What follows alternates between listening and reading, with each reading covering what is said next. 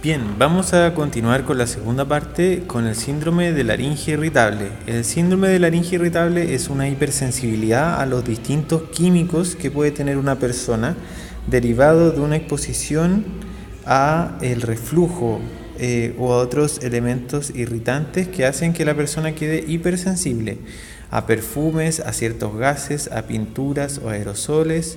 Y después de que la persona se expone mucho a estos tóxicos, se puede producir disfonía, astenia de la voz o debilidad, fatiga vocal y otros síntomas vocales. Se suele asociar a reflujo, así que hay que tratar el reflujo para que para disminuir el químico que genera este síndrome.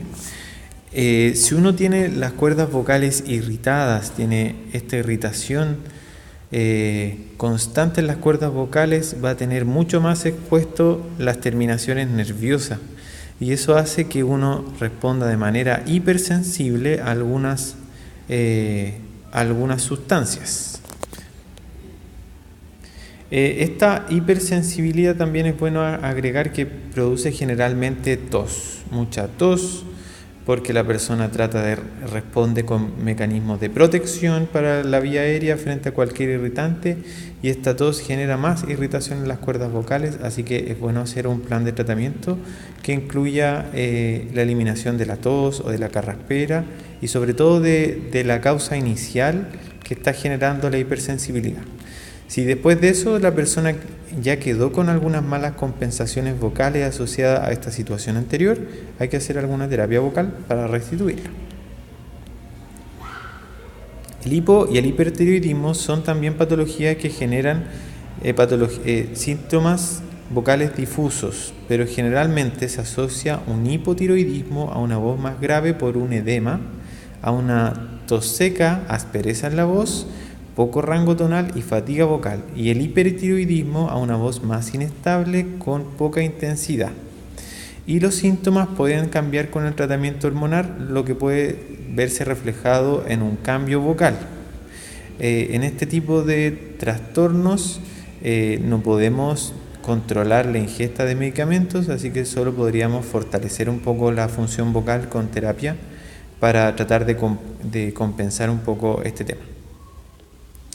Otros trastornos vocales asociados al cambio hormonal son las anormalidades de la hormona del crecimiento, con un crecimiento exacerbado de laringe que presente un tono bajo y con una voz más áspera. También hay desórdenes que son inmunológicos, por ejemplo el lupus, que genera una voz débil, áspera y con falta de rango tonal. Y hay algunos desbalances hormonales que generan quiebres vocales o ronquera. Estos pueden ser asociados, por ejemplo, a la pubertad, como en la puberfonía, y a los cambios que se pueden estar generando por un cambio hormonal intencionado en un tratamiento hormonal. Por ejemplo, en las personas que son transgénero hombre, biológicamente mujer. Los cambios asociados al periodo menstrual y al embarazo y a la menopausia también pueden generar algunos síntomas como quiebres vocales, como aspereza o cambios de tono también. Las alergias es común como una causa de trastornos vocales en épocas donde se producen alérgenos, por ejemplo, en la primavera.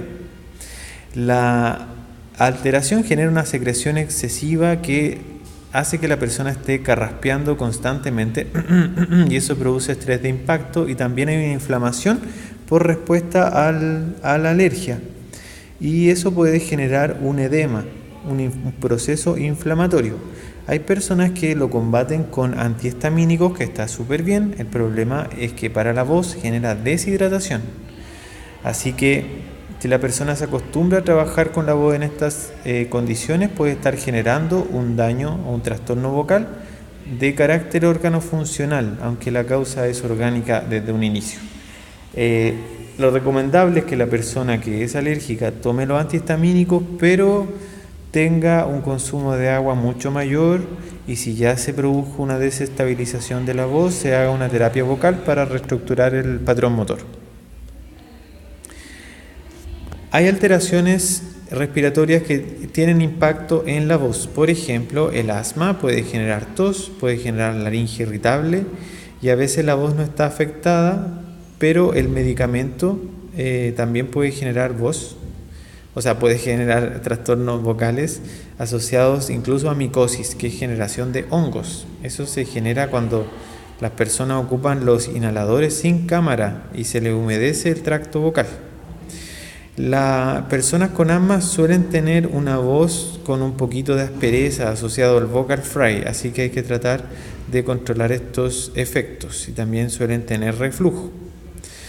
La enfermedad pulmonar obstructiva crónica es una enfermedad producto de diversas alteraciones pulmonares a repetición que se van dando en la vida, por ejemplo por exceso de cigarrillos y otras alteraciones respiratorias y que generan una tos repetitiva que puede estar generando un estrés de impacto. También se asocia a otro trastorno que se llama movimiento paradójico de pliegues vocales, que se trata de un trastorno asociado también al síndrome de laringe irritable, en el que se produce una aducción, es decir, que se juntan las cuerdas vocales cuando la persona está respirando y no puede respirar.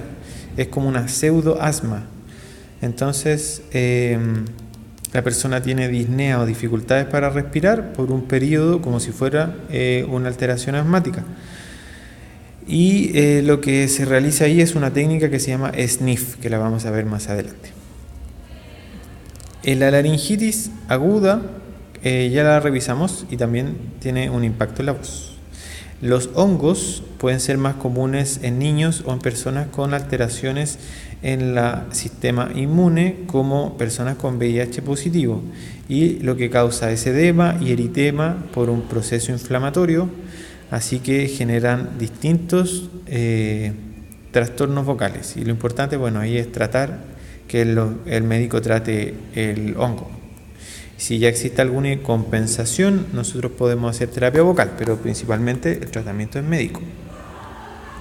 Hay personas que son simuladores, que buscan compensación económica. Por ejemplo, demandan a la empresa porque tienen disfonía y simulan una disfonía. Lo que vamos a encontrar en los simuladores son síntomas inestables, es decir, pueden variar desde una disfonía, desde una voz normal a una disfonía severa en la misma sesión. Parten con una voz muy alterada y al final de la sesión están normales. Eso no debería pasar a ningún usuario. La entrevista puede ser contradictoria, la sintomatología puede no tener mucha relación y si necesitan verificar pueden probar con la tos y evidenciar si el sonido que se escucha en la tos o el que se escucha en un carraspeo es el mismo sonido de la simulación. Esto digamos que es diferente a una disfonía conversiva. Se trata de personas que buscan una compensación y una demanda económica principalmente. Así que su motivo de consulta también se asocia a la empresa, a una empresa. La presbifonía es producto de una presbilaringe y la persona con presbifonía tiene un envejecimiento de la laringe que produce una disminución en la elasticidad de la mucosa y las cuerdas vocales, se deteriora el tono de los músculos con una hipotonía y se genera una voz más soplada, más áspera y más débil. También hay menos eficiencia respiratoria. También se produce osificación de los cartílagos, se empiezan a endurecer y se empieza a acumular mucho más colágeno. Y se producen dificultades en el rango y la velocidad de los ajustes laringios debido a esta rigidez, porque los cartílagos no son ya ahora móviles. La presbifonía comienza desde los 65 años y la apariencia clásica son las cuerdas levemente arqueadas con un hiatus vocal. Como pueden ver en la imagen, aquí las cuerdas vocales tienen un hiatus en forma de arqueamiento propio de la presbifonía.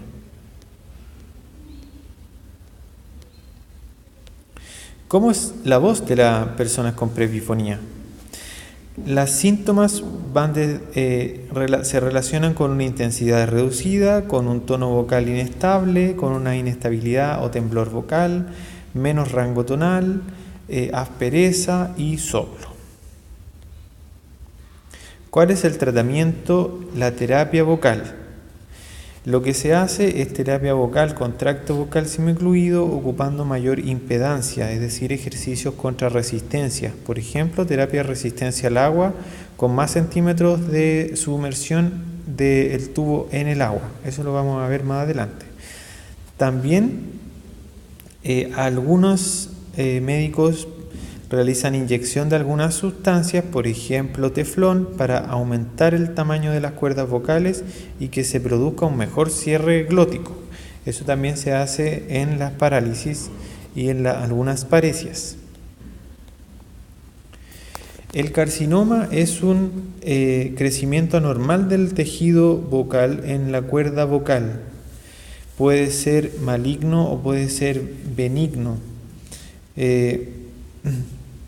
Se considera que el cáncer está asociado al tabaco. De hecho, las personas que fuman tienen 7 veces más posibilidades de contraer cáncer que las personas que no fuman. Y también está asociado al alcohol.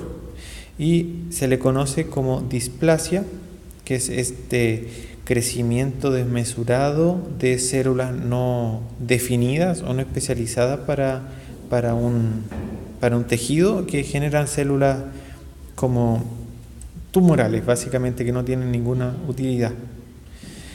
Y también puede ser causado por una laringitis crónica, así que es un factor de riesgo tener una laringitis crónica porque las cuerdas vocales están en constante daño y están asociados también a los químicos. Si la persona está asociada, la laringitis está asociada a muchos tóxicos,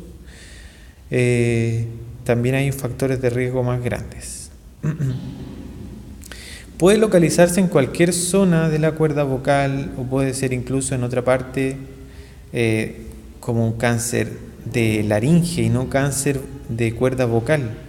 Así que pueden haber molestias asociadas sin daño vocal. Ahí no llevaría una terapia vocal, sino una terapia quirúrgica, médica. Acá vemos en el lado izquierdo una leucoplasia, que es una lesión pretumoral, y al otro lado un tumor amiloide de cuerda vocal izquierda. La leucoplasia se ve blanquecina, el tumor amiloide se ve transparente. En general los tumores abarcan desde el tercio medio a grandes proporciones de la cuerda vocal, y los efectos vocales pueden ser desde una disfonía leve hasta una disfonía severa. Los tipos de displasia se dividen en 3, con el estadio de una displasia simple, moderada, severa y un carcinoma in situ, que es la última estación. Los síntomas varían con el tamaño de la lesión y con la localización. Puede haber ronquera o disfonía si es que están las cuerdas vocales. Cuando las neoplasias o los cánceres están fuera de las cuerdas vocales, puede no interferir con la voz, pero sí producir dolor, por ejemplo, al tragar. El dolor es un síntoma tardío, pero y se puede estar relacionando con úlceras que se presentan al ingerir algunas frutas o bebidas muy calientes. Es decir, la persona traga estos alimentos y siente con esa úlcera que está produciendo el cáncer dolor, porque el tejido está muy expuesto en una úlcera. Puede haber disfagia, disnea, que es la dificultad para respirar. La disfagia es cuando se infiltra en hipofaringe o esófago, es decir, que existe el tumor crece hacia esa zona. Y puede haber disnea cuando está en esófago o en hipofaringe también. Es decir, se interpone en el paso del aire o en el paso de la comida. Puede estar asociado a pérdida del apetito para evitar el dolor por las molestias al tragar o por la disfagia, pérdida de peso también por lo mismo, un aliento fétido por la acumulación de comida, sobre todo si no es el proceso, digamos, de traspaso del alimento no es eficiente, y una debilidad general progresiva producto de esta lesión cancerígena. La cirugía es el cáncer. A veces hay que remover, el médico tiene que remover todo el cáncer y hay que reconstruir las cuerdas vocales. A veces se reconstruye una cuerda vocal porque es unilateral y la cuerda vocal la dejan más rígida en el centro, como si fuera una cuerda vocal fija. Y la persona produce voz con la otra cuerda vocal que sí vibra. La higiene vocal es adecuada para disminuir el tamaño de la lesión, para reducir el abuso y el mal uso vocal pre-post. Es decir, para poder preparar un poco a la persona a los nuevos cambios que va a sufrir después y para reducir la inflamación. Y después porque hay que hacer una reeducación vocal. El cáncer proviene de un abuso vocal, así que es bueno tener en cuenta esos aspectos para no recaer con otra lesión cancerígena. Bien, ¿cómo diferenciar las patologías vocales? Cuando son funcionales no hay lesión en las cuerdas vocales y están asociadas principalmente a abuso y mal uso vocal. El tratamiento es de terapia vocal. Las órganos funcionales tienen como causa principal el abuso y el mal uso vocal. Sí tienen lesión de las cuerdas vocales y se realiza terapia vocal y cirugía en la gran mayoría de los casos. Y las orgánicas no tienen su causa en el abuso vocal, pero sí tienen lesión en las cuerdas vocales. Igual necesitan de terapia vocal, pero la terapia vocal no es el soporte principal, sino el tratamiento médico, porque a veces no hay compensaciones vocales o trastornos vocales posteriores. Muy bien, aquí están las referencias del libro de Stemple, Clinical Voice Pathology, que lo pueden encontrar en la biblioteca.